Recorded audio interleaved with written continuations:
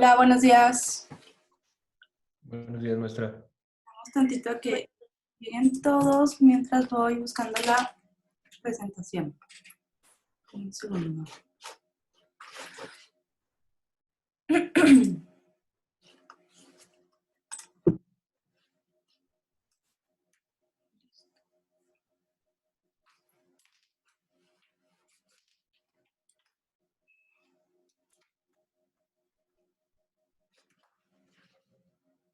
Súper.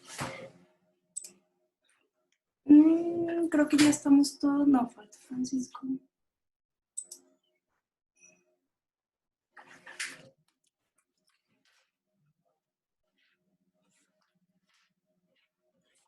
Perfecto. Bueno, buenos días a todos. Hoy vamos a hacer el repaso del examen del día de mañana. ¿Tuvieron alguna duda con su tarea? ¿Pudieron subir toda la plataforma bien? ¿O con las calificaciones que les estaba mandando?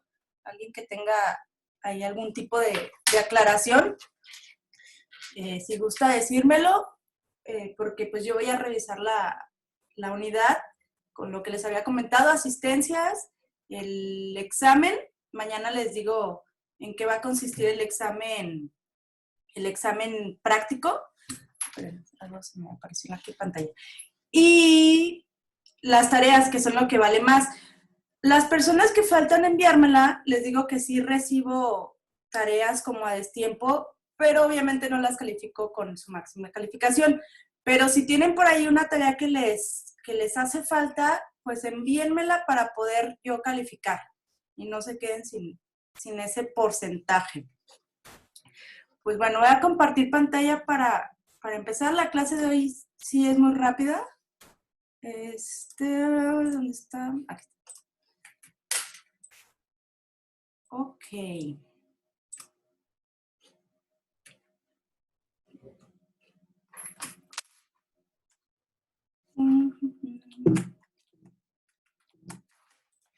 Ya se ve mi pantalla, ¿verdad?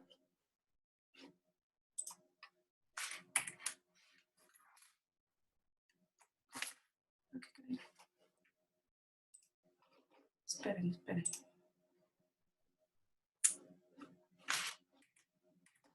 Ay, se me murió la pantalla. Bueno, lo vamos a ver en la plataforma.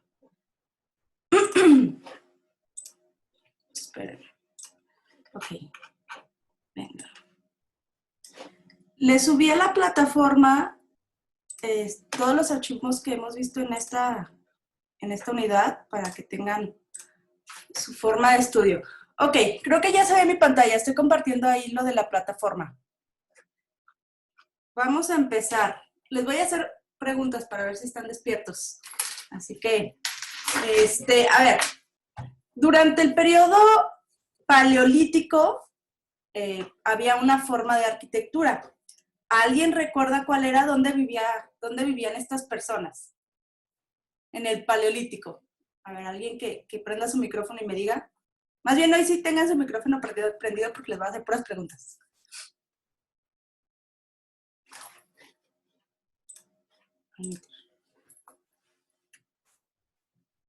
A ver, alguien. ¿Andan dormidos? Ok, bueno, creo que andan dormidos. ¿No? ¿Cómo? Como en cuevas y luego eran nómadas, se iban. Exacto. La primera forma de arquitectura, por así decirlo, más bien era la apropiación de cuevas. Entonces era como el primer antecedente de vivienda. En el Paleolítico, y quedamos que en el Paleolítico se caracterizaban por que eran 3 características: nómadas, recolectores, pues hicieron el descubrimiento del fuego y la creación de las primeras herramientas, aquí como lo pongo en su guía. Entonces, con que me digan que eran nómadas, cazadores y recolectores, de ahí ustedes pueden hacer el análisis de cómo vivían, ¿no? Y la forma de arquitectura en la que ellos habitaban, pues eran las cuevas. Y pues ahí tenemos como muchos ejemplos de cuevas. La mayor o el mayor exponente de cueva rupestre que tenemos es la cueva de Lascaux en Francia, donde se han encontrado, pues la más larga más bien. ¿Sale? Entonces, en cuanto al paleolítico, eso, el paleolítico es la primera etapa que tiene como el ser humano en la faz de la Tierra. Luego llegamos al neolítico. Les había comentado un poquito que el neolítico era como este cambio en cuanto a la mentalidad del ser humano, yo creo. Habíamos pasado toda una prehistoria en el paleolítico que empieza con los Australopithecus, Homo erectus, Homo habilis, neandertales, etcétera, que pues vivían con estas características de ser nómadas, cazadores, recolectores y viviendo en cuevas y sobreviviendo a base de la naturaleza.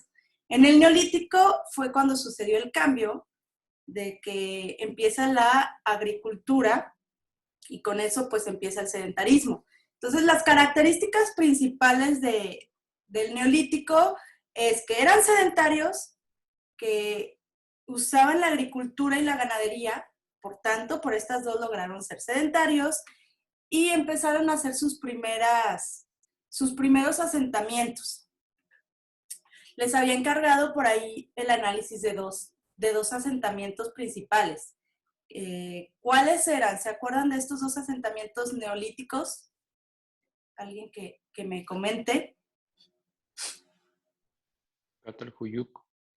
Exacto, Catalhuyuk. ¿Y la otra cuál era? Uno que está en Irlanda. Era el que era como que estaba en la playa, ¿no? Y que eran como unos cenotes. Si alguien la compara con la casa de los hobbits. Era Scarabrac, algo así. Carabra, exactamente. Entonces tenemos esos dos como los más representativos, formas de arquitectura. Estas formas, pues, por ejemplo, son muy diferentes Scarabrae de Catalhuyuk entre ellas. La más representativa de las dos, de hecho, es Catalhuyuk. Tenemos que su configuración era así como si fueran casitas muy juntas en forma de panal, no había calles, se entraba por los techos.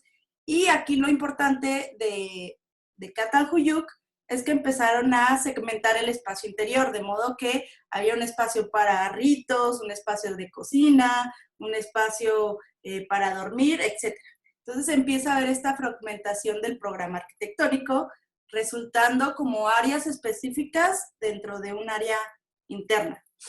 ¿Sale? Entonces, con que sepan eso del neolítico, que fue el cambio de paradigmas, empezaron a hacer la recolección, la ganadería, empezaron a tener excedentes, empezaron a guardar toda esa comida que tenían de excedentes, se generó que fueran sedentarios y por tanto se pudo generar estas primeras asentamientos o estas primeras ciudades que después van a evolucionar tanto o van a tener tanta riqueza que van a empezar a aparecer las primeras civilizaciones. Y ahí es cuando entramos con Mesopotamia. Habíamos dicho que eran varias ciudades mesopotámicas o varias mini civilizaciones.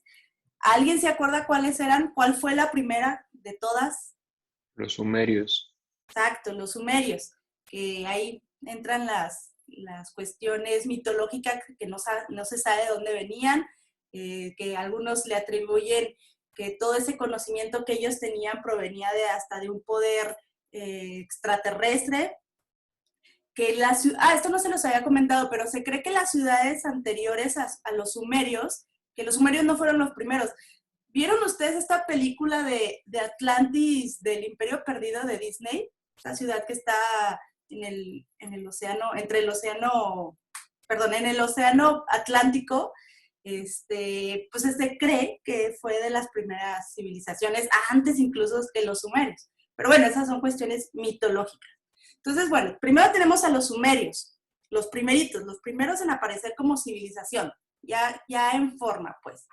Para ser una civilización habíamos quedado que teníamos que tener una organización política, una forma de comercio, un tipo de religión incluso, pues ya una civilización como más grande y por tanto eso se refleja pues, en la arquitectura, ¿no? Y en el número de población. Obviamente la población debe ser mayor para pues ya tener como capacidad de cubrir como todas estas cuestiones. Entonces tenemos a los sumerios como esa primera gran civilización. Luego tenemos a los acadios. Los acadios van a ser el primer imperio. Son como los que empezaron a entender que a mayor territorio, mayor riqueza. Entonces empezaron con este ánimo expansionista y empezaron a conquistar y a conquistar y a conquistar hasta hacerse más grandes. Entonces fue el primerito imperio de todo el mundo. No me caí tan bien por eso, pero bueno. Después tenemos a los babilonios. Los babilonios, acuérdense que se caracterizan mucho por tener estos grandes jardines colgantes de Babilonia y estar muy relacionados con todo este mundo bíblico. Para los que sean ahí católicos, pues seguramente tienen más conocimiento de esta parte. Y aparte, pues fueron otro imperio muy grande. Luego tenemos a los asirios, ya como los últimos que vivieron, más bien que fueron parte de esta civilización mesopotámica y que fueron los que lograron mayor expansión, incluso llegando casi hasta la parte de Egipto. ¿Los últimos no eran los persas? Los persas, sí, perdón, los persas fueron los que conquistaron al final todo, pero no eran como tal mesopotámicos, más bien ya eran los que llegaron y conquistaron. Okay. Luego, habíamos dicho que esta civilización de Mesopotamia tuvo su realce, o más bien surgió, por la ubicación de los ríos Tigris y los ríos Éufrates. Son como los que les daban vida y sustento ahí a esa civilización. En cuanto a arquitectura, alguien que me recuerde, ¿cuáles eran las principales formas que hubo? ¿Cuál era el principal exponente de arquitectura? A ver, alguien que me diga. Las casas están todas pegadas. Sí. Bueno, en cuanto a arquitectura doméstica... ¿Las mastabas? No, las mastabas son de Egipto. Bueno, Sí, vamos sí. a ponerlo aquí en la figuración. Ay, me pasó algo ahorita de la arquitectura de México. Ahorita regresamos. Mesopotamia.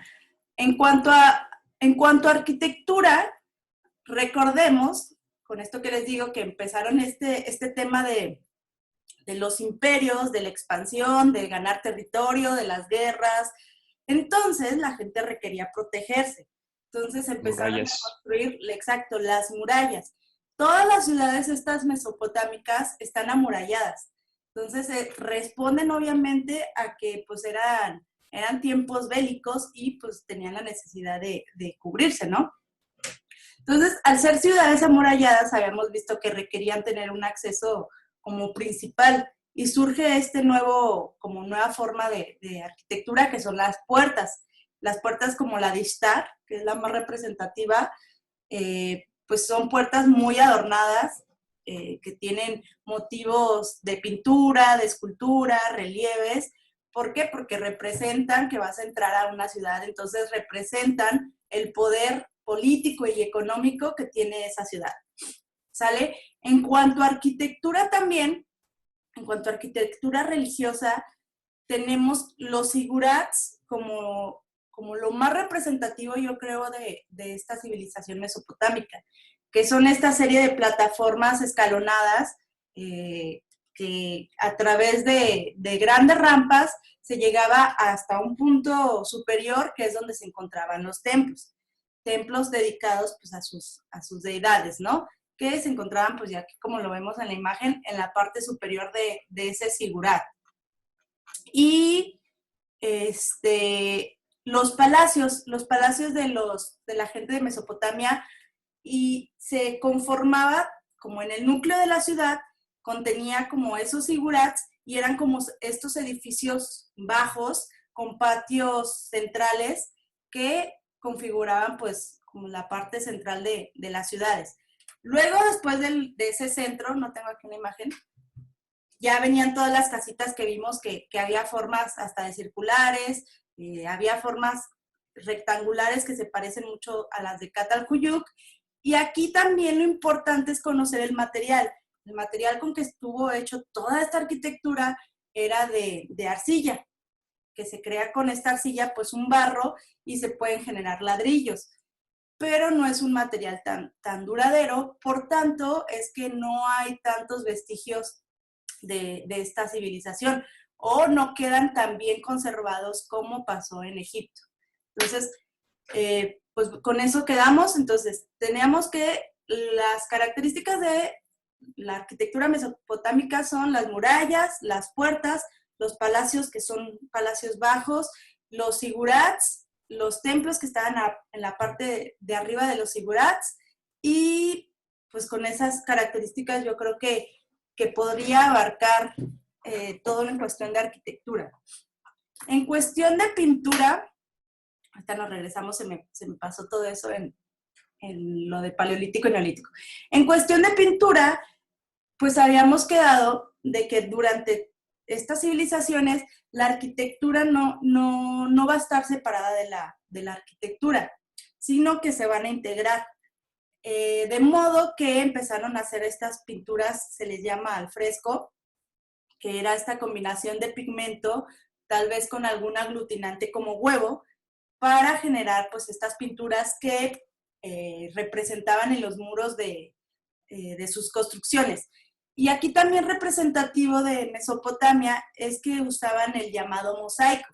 El mosaico es la agrupación de varias piedritas o de ladrillos o de bloques que pigmentados los van a acomodar de cierta forma que pues generan figuras figurativas, por así, sí, pues sí, figuras figurativas, de alguna de sus deidades, o también contaban pasajes como de su vida común. Y aquí lo vemos, que era la forma en que ellos adornaban, por ejemplo, la puerta de Ishtar.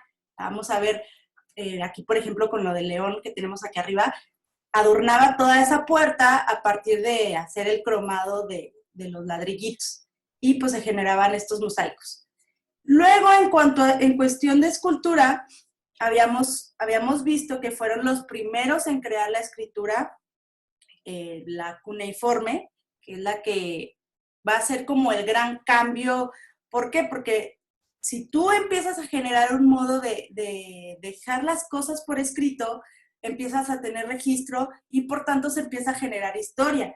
Se puede estudiar lo que se hicieron. Entonces, para grabar esta historia lo hicieron en las placas, como lo habíamos visto. También teníamos estos sellos cilíndricos que los usaban como forma de identificación. Era como su especie de firma. También habíamos visto que aquí en cuestión de las estelas teníamos el código Hammurabi, que fue el primer código como de derecho en el mundo, donde pues ahí se ponían las cuestiones de reglas de cómo se tenía que vivir en sociedad y pues por tanto qué castigos había si no lo cumplías. Y en cuestión de arquitectura de bulto, teníamos estas pequeñas figurillas llamados los orantes sumerios, que tenían estas posiciones hieráticas, eran rígidos, este análisis de que pues, las formas eran muy geometrizadas. ¿Por qué? Porque tal vez no había un estudio tan profundo de la anatomía como para poder representar un brazo tal cual es, ¿no? Entonces, abstraían las formas del cuerpo humano, lo geometrizaban y pues lo representaban en estas figurillas de bulto que se encontraban en los templos y les llamaban los orantes permanentes. ¿Por qué? Porque en esta posición hierática y como con vista a la divinidad, estaban ahí todo el tiempo. Era su función de estar orando para ellos todo el tiempo. Y por último, vemos también estos relieves que adornaban las puertas de las entradas a las ciudades. Por ejemplo, tenemos estas figuras que combinan la zoomorfia con la antropomorfia, que es cuerpo de animal, cabeza de humano. Entonces, y representan a uno de sus dioses. Pero aquí es importante ver que la escultura no se entiende separada de la arquitectura, sino que va a estar complementándola. Entonces, con esto más o menos terminamos de lo que vemos en cuestión de Mesopotamia. Aquí entonces quedamos que pinturas al fresco y los mosaicos. para adornar ahí los muros y están integradas a la arquitectura. En cuanto a escultura, tenemos estas placas que fueron las primeras para escribir la historia, que también servían como forma de organización. Nacieron como una forma de contabilizar lo que se tenía.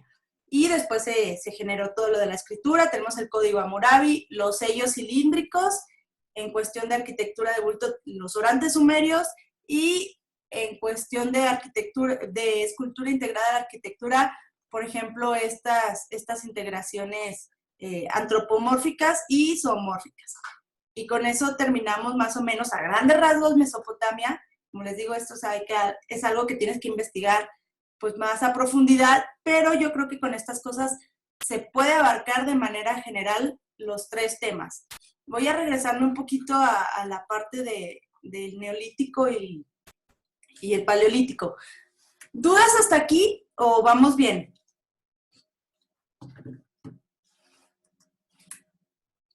¿Esto que usted está preguntando es lo que va a venir en el examen? Sí, más o menos yo, en base a esta guía, les voy a hacer, son como 20 preguntas más o menos, que van a ser de opción múltiple y algunas tienen imágenes como para que ustedes digan. Por ejemplo, yo les voy a preguntar, de estas 4 imágenes, ¿cuál arquitectura representa el periodo de Mesopotamia? Entonces seguramente va a haber la imagen de un zigurat, entonces pues ya ustedes lo van a elegir, ¿no? Y ya tal vez pongo otro tipo de arquitectura para confundirlos, pero pues bueno, todo va a ser en base a esto, no voy a preguntar nada de lo que no hayamos visto. ¿El examen es mañana a qué hora? El examen es a las 12 del día y a la hora de nuestra clase. Va a ser por medio de aquí de la plataforma el examen escrito, que les digo de opción múltiple, y normalmente encargo un video o un audio, según sus posibilidades, de 3-4 minutos donde ustedes me explican a grandes rasgos todo lo que se vio en la unidad o todo lo que ustedes lograron apreciar durante este periodo. Más o menos es la forma en la que yo realizo los exámenes. Uno, pues el escrito, por el requisito casi de tenerlo pues en la plataforma, ¿no?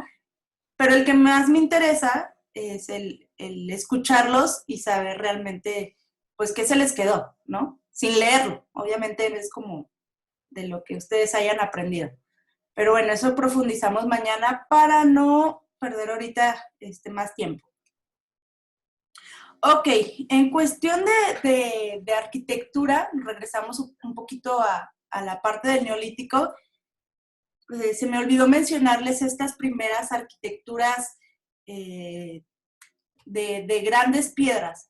Teníamos como primer exponente los menhires, que eran esta piedra erguida en forma vertical, que servía como punto de identificación en el espacio y como primera forma como de marcación espacial, no sé cómo llamarlo, un landmark o algo así.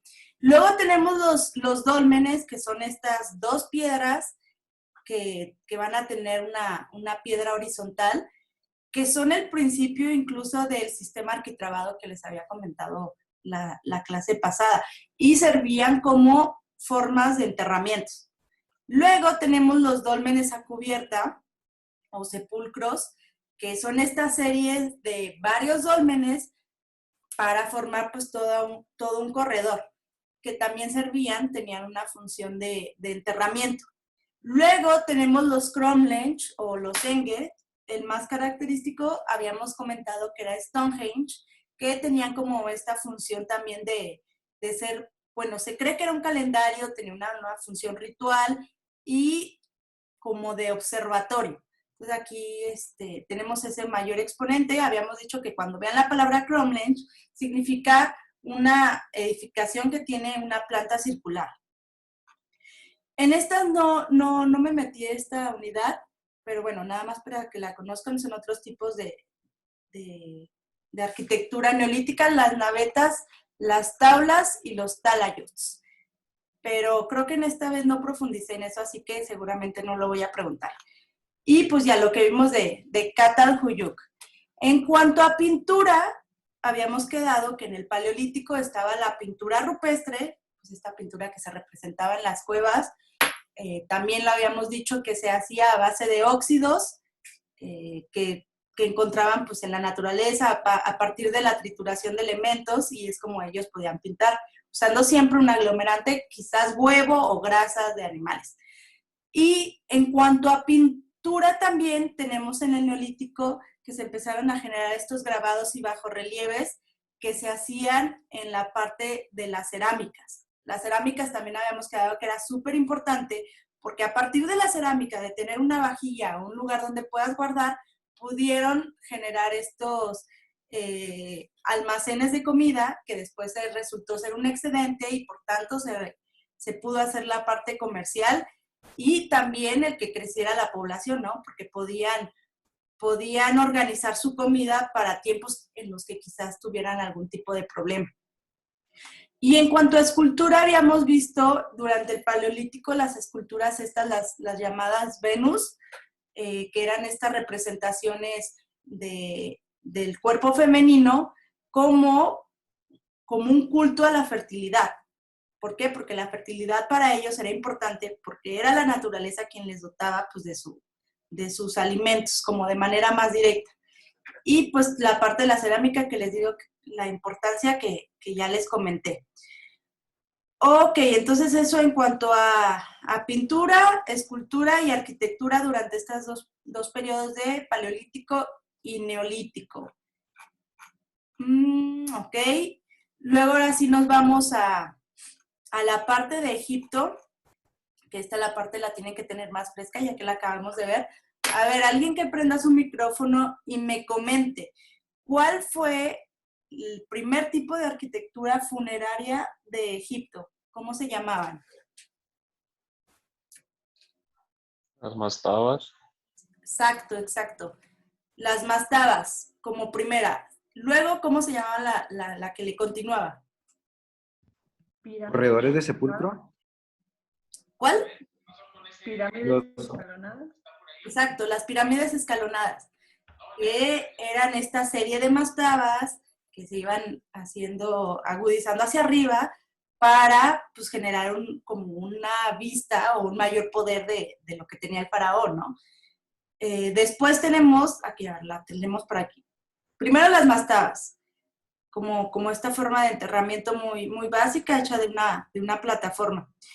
Luego, las pirámides escalonadas, la más importante que tenemos es la de Djoser, como la primerita.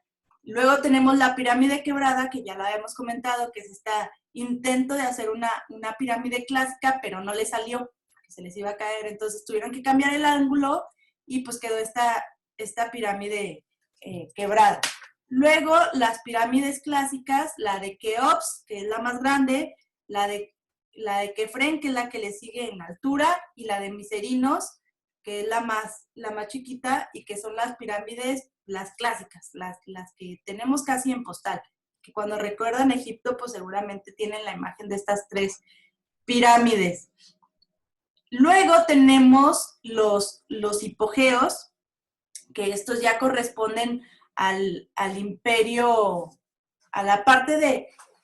Perdón, me estoy confundiendo. Ok, de las pirámides clásicas hacia arriba, hacia las anteriores, responden a la parte más antigua de Egipto, al imperio antiguo.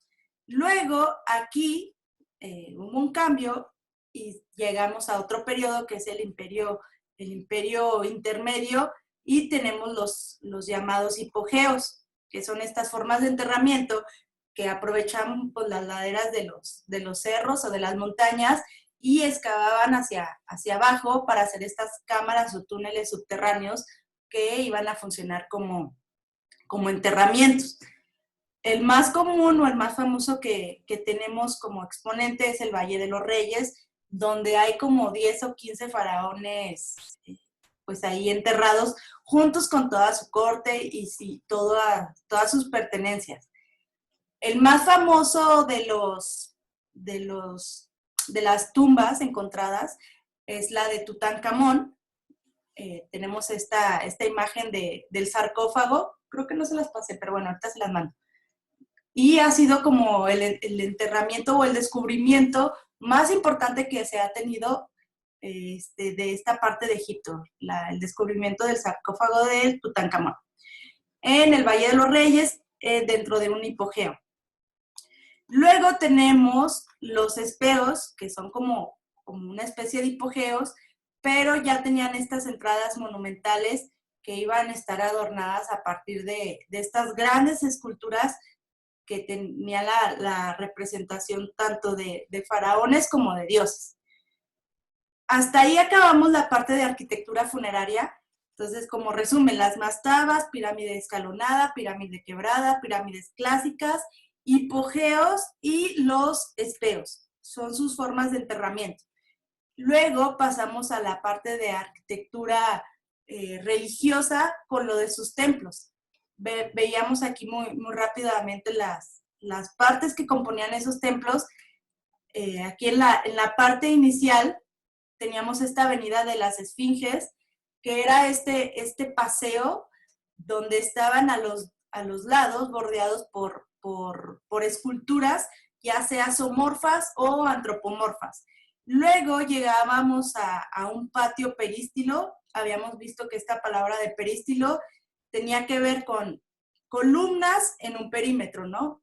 Peri de perímetro y estilo de columnas. Entonces teníamos este patio que estaba rodeado por una serie de columnas, y esta palabra pues de perístilo la tienen que ahí guardar porque la van a retomar en civilizaciones posteriores.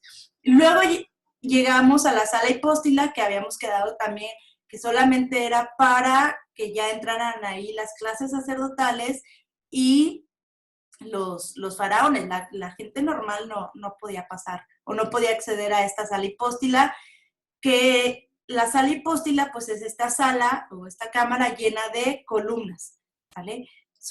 Es su característica. Y pues al final llegábamos a la parte del santuario, que ahí pues solamente era para las clases privilegiadas, para la clase sacerdotal y los faraones. Los más representativos templos de Egipto tenemos el de Karnak y el de Luxor, como los más importantes. Luego, en cuestión de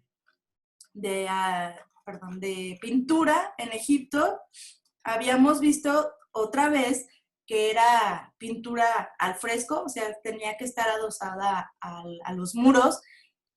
Teníamos toda esta parte que representaban a sus figuras de forma de perfil, el cuerpo de frente, cabeza y piernas de perfil, que las líneas o los colores son muy planos, ahí no van a ser como degradados de colores, sino que usan el rojo tal cual lo sacan del botecito, ¿no? El rojo, el amarillo, el azul, el negro y el blanco, era como su código de colores, y con estos colores que los ponían de forma plana, pues hacían sus representaciones.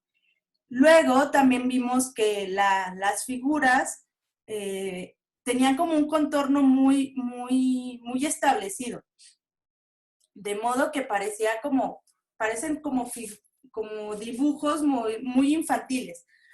¿Por qué les digo esto de la línea del contorno?